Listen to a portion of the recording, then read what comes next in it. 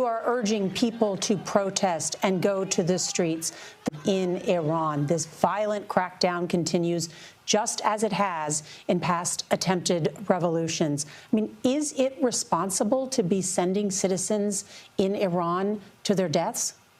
Do you bear some responsibility? As I said, this is a war, and war has casualties. In fact, in order to preserve and protect and minimize the death toll, minimize innocent victims yet again be killed by this regime, action is needed.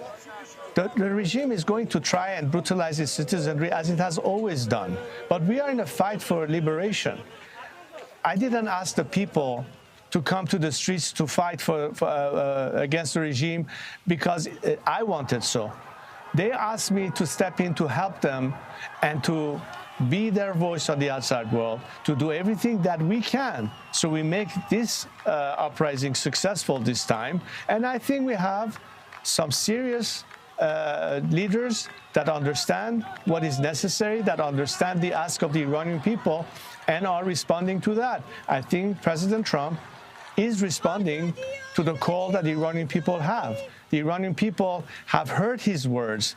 They are naming streets after him in Iran. There's a difference. They know he's no Barack Obama or Joe Biden.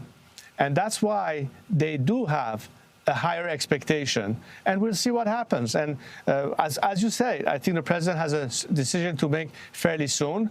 We're doing what we need to do regardless of whether help will come or not. I'm just stating that the best way to ensure that there will be less people killed in Iran is to intervene sooner so this regime finally collapses and puts an end to all the problems that we are facing. We are at war, and we have to make sure that we are victorious. Directly with President Trump or members of the Trump administration?